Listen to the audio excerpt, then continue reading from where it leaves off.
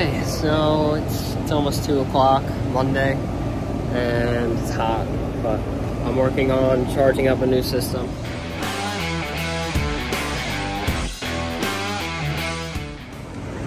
So here's the system. It's a Bosch IDS 2.0, a 3-ton, and we did I was really pleased with the bends. Coming out of the house, that's how it was. I just extended off of that, made a 90, 90, 45 in. And a little bit of an offset on the 3/8 just to get it to the same level. But did the whip and the surge protector. And I have the testo probes hooked up. This is an 1.1/8 line. You can't see it. You can see right there where it bulges. We go from 3/4 to 7/8 to 1.1/8. We don't have the ability to change the line set here, and it's about like a 100-foot run. But here is where we're at. Added a pound beforehand, and now we have added an additional 2.2 pounds and 2 ounces. But we need to charge to 10 degrees of subcooling. So looks like we're going to be adding some more. I have a feeling we're going to end off at 3.5 pounds, but I'll go slow. 2.5 now, about that. And I'm testing, I'm charging with the Apion adapter that you can get in my bio and my Amazon link, my description for my videos. All my tools are listed there. But our subcooling's slowly starting to come up. It's a little bit hard to see because of the sun and superheat going down, but it's a crazy long run all the way back. This was the unit that I was at the other day that was hooked up to an R22 coil, so we're getting it done. And here's the indoor unit. Again, 1.1/8 right here. Step down to 7/8, then to 3/4. Did some bends for the filter dryer. Some fittings here, a long sweep 90. But it came out nice. This was made by All Island Sheet Metal. I'm really bad at drawing the ductwork, so I called like the guy in charge there, and I told him the measurements and everything, and he literally made it perfectly. So that was really nice. It's lined. Okay, so coming up on that 10 degrees now, 9.1, but that's about to go up a little bit because I rounded it off to 3 pounds, 8 ounces, which plus an additional pound on top of it. So that's 4 pounds, 8 ounces. We'll see what happens. This modulates, so you have to wait a while for everything to stabilize. But I think we're gonna end up being good there. It's just slowly adding it until we get to what we need. Well, you can see it's really condensing well. So definitely cooling. Just want it to cool as best as possible. And there we go. We're at 10 degrees. I didn't add any more than what I just discussed, so we'll leave it at that and make sure that it's obviously operating nicely and cooling inside. But I think it came out nice. I ended up using electric tape because I ran out of zip ties, but a lot of people comment that they'd rather the electric tape. So there you go. Okay, so it is Monday. I just finished up an install with Mike and Peter, and now I'm at AC maintenance. So first things first, get that disconnect pulled. I was at this customer for AC emergency drain flooding, and we put in a UV light system. But I told them they should consider scheduling a maintenance, and this outdoor unit's pretty brutal. So first things first, without even taking off the covers, we've got a pretty good fur coat on not just this one side, but on all of the others. I don't know if the camera can see it, but pretty bad. So definitely going to be pulling off this this cover and doing a cleaning. I shouldn't have to take the panels off, the panels themselves. It should all blow out, but we'll see. Maybe I'll do that. Just got to see and need a hose connection.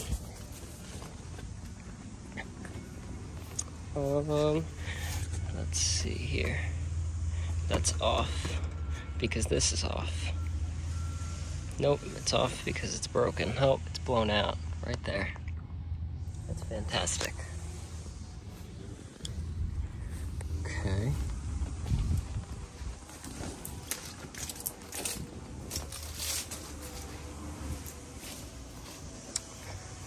Yeah, I'm gonna have to try to find a hose connection. Okay, so I did see a hose in the backyard. I'm gonna get my new Calgon sprayer out, keep it up there, and I just got a new jug of cleaner. I actually got 8 jugs of it that we're keeping at the shop, but I don't need to stock more than one because this stuff's so potent. I'll fill this up about halfway.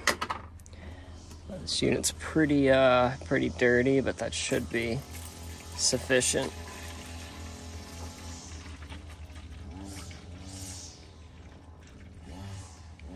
Right about there. It's a big unit, it has a big coil, so I'm gonna need a good amount of chemical to really saturate it. And my van's nice and clean. I stopped at the shop this morning, got rid of all the garbage on the way in. So, hook up to the hose and start cleaning. Okay, so I got the water turned on. I had to hook up my hose. I was a little bit short, so I pulled off that top panel, and you can really just see how dirty it is. But these reams, or Ruud's, whatever this particular one is, are really, really nice. They're really easy to blow all this debris out with just the hose. So I'm going to get started on that. A little bit tough to do one-handed, but go right in and just thoroughly rinse it all out, and you can see it all comes right out. So I'm going to give this a thorough rinse. I'll apply the chemical and take it from there. Okay, so you can see all the crud everywhere. It really blows it out well. And then the rest of it, the chemical will break down, which I'm going to apply now heavily, and that should all come out with a rinse off because this stuff really breaks it down. Most other brands, I feel like I would probably be taking the panels off, but for some odd reason, I don't know if it's the spacing or whatever, but I have a really easy time cleaning these coils. So they also have some nice water pressure here, which is good, but I'm gonna hook up the chemical, get it soaked, let it sit, and then we can rinse it out. Okay, so we got it coated super well. You can see all that foam. It's pulling a lot of brown out too, and it's foaming all the way through. But I'll let that sit for about 10 to 15 minutes. I did make sure to really rinse off my coil sprayer well to remove the chemical, because this chemical is super, super, super corrosive, and you don't want that sitting in your plastic tool, and you want it to last for a while, because it is $100 for some cheap plastic. But let this sit for a while and do a good rinse out, and hopefully it'll be nice and clean. And we can test our capacitor as well. Only one capacitor because we have an ECM fan motor here. So yeah, should be fairly straightforward. Okay, so you rinsed it off really, really well, and we're clean all the way down. So you could see just how well you could see the sunlight through too. So that's how you know it's really, really clean. If you could see my hand waving on the other side, that's clean.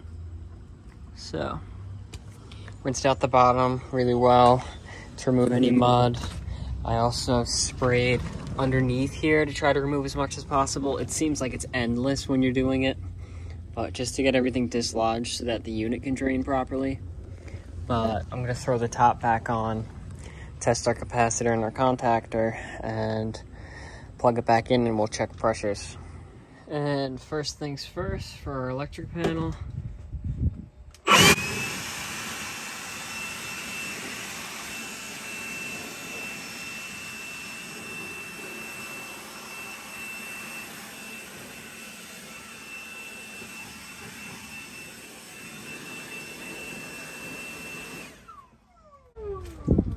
pull it out, make sure it's nice and clean, pull out any of the spider webs, and I'll test the capacitor. Okay, so for our contactor, I have the meter set for continuity. Let's see if I could do this one-handed.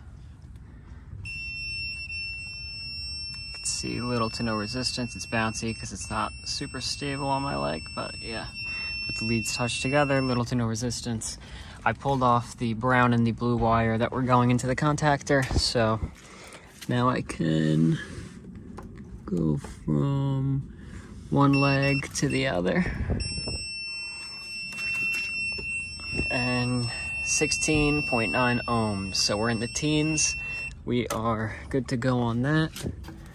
So let's pop our blue back on and our brown, which will pull the contactor in. Yep. So we got a good contactor. Next is our capacitor, which I will pull common off for. And let's see if I can get the camera in there. What we're rated for, 45. So set our meter for capacitance right there. Get my test leads on there, nice and secure. Okay, 44.6, so we are good to go on that capacitor.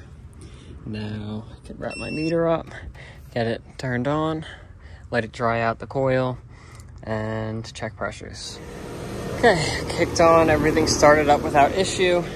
Before I put this away, we can take a look at our amp draws. So we got our amps right up top, and common on our capacitor, that'll be for our compressor on the capacitor, 6.8. We could do total system here,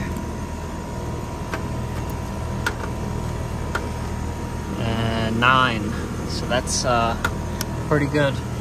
Let's see what else we can get in here. Should be our compressor, 9.03, and we'll have. Yeah, I'll test out the others because it's hard to get in there while holding a camera, but we could see what we're designed for. Full load amps on the outdoor fan motor, and RLA on the compressor. We're at 17 and 3.5, so should be all set on that. Okay, so we've been running for a good 10-15 minutes. I wrapped up my hose, wrapped up their hose, put some stuff away, and we have some pretty solid numbers so far. Still going up on our subcooling, but nice superheat, nice subcooling. I don't think there's going to be any issues with charge. I know that the indoor unit is working fine because I was working on that one about a week ago, maybe 2 weeks ago, and I did put a UV light in, but yeah, this is, I'm happy with these. Don't see any signs of any issues. Okay, so I finished up there. It was just a maintenance. I just wanted to get a video, so nothing too interesting, but hopefully you enjoyed watching. Like it if you liked it, comment any advice or criticisms or feedback, and subscribe. Thanks for watching.